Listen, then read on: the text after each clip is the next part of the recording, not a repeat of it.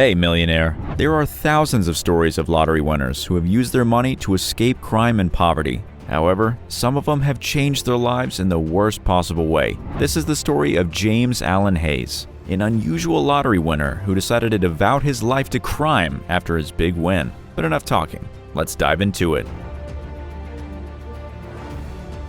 Before becoming a criminal and a millionaire, James Allen Hayes was a security guard supervisor who worked every night to earn his daily bread. But in 1998, his life took a sudden turn when he won the $19 million California Super Lotto jackpot. In an instant, he became the second largest lottery winner in the history of Ventura County. James's life seemed to be on the right track. He was married, had $684,000 annual payouts guaranteed for the next few decades, and planned to buy a car and move to a luxury home in one of the most expensive states, California. Unfortunately, his world collapsed overnight. James got divorced shortly after winning the lottery. He was forced to sign over half of his winnings to his ex-wife. With a fortune of approximately $6 million remaining, he could have lived the life he wanted and even became the creator of a large company. But that wasn't what happened. In addition to losing much of his fortune in divorce and tax payments, Hayes made some bad investments that ate up all of his savings.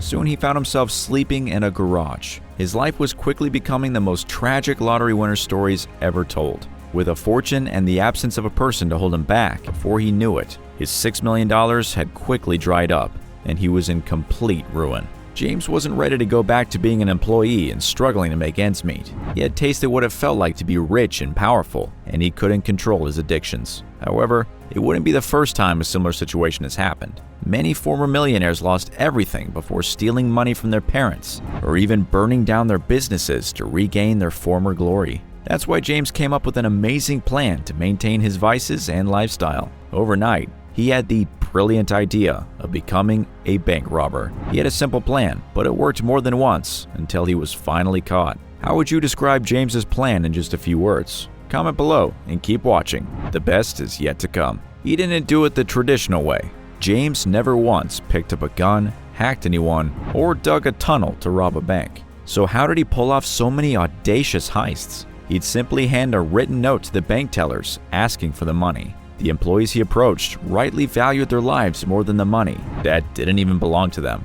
Once or twice he had to lie about having a gun, but he never met much resistance. The FBI nicked him the experienced bandit and started hunting him down. But James succeeded in robbing 11 banks before they caught up with him. In 2017, James Allen Hayes, also known as Caesar Killen and James Killen, was walking out of his friend's garage when he heard some yelling at him not to move.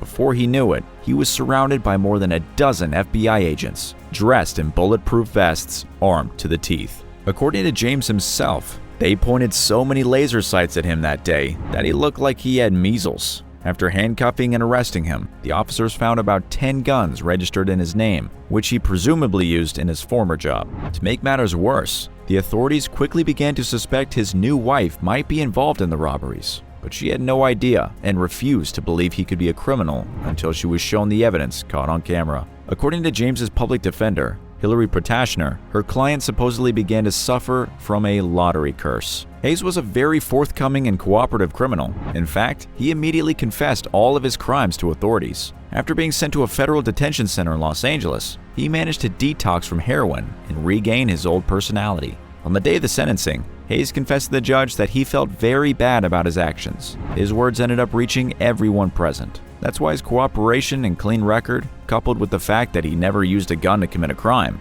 meant that he received a reduced sentence of 33 months. Does this mean that the story has a happy ending?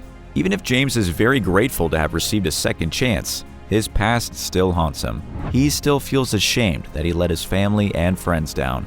He also wonders what would have happened if one of his victims had been his wife. The good news about his prison stay is that Hayes had been able to reflect and change his thinking after staying away from drugs. The bad news is that the lottery curse will always be haunting him if he decides to believe so.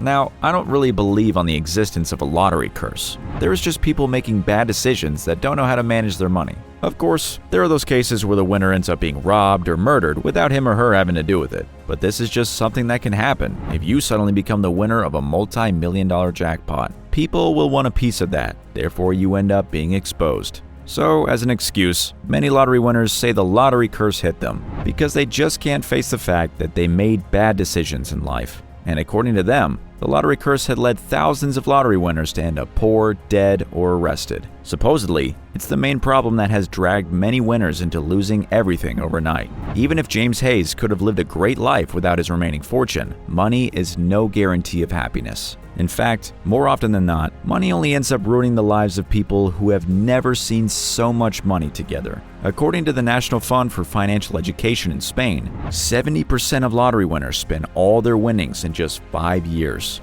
They fall into irrational decision-making and the feeling of power that comes from suddenly having a large amount of money. And that is why at Millionaire Post, we strongly recommend that you subscribe to our channel so you can learn from other mistakes, so you know how to avoid them when your time comes.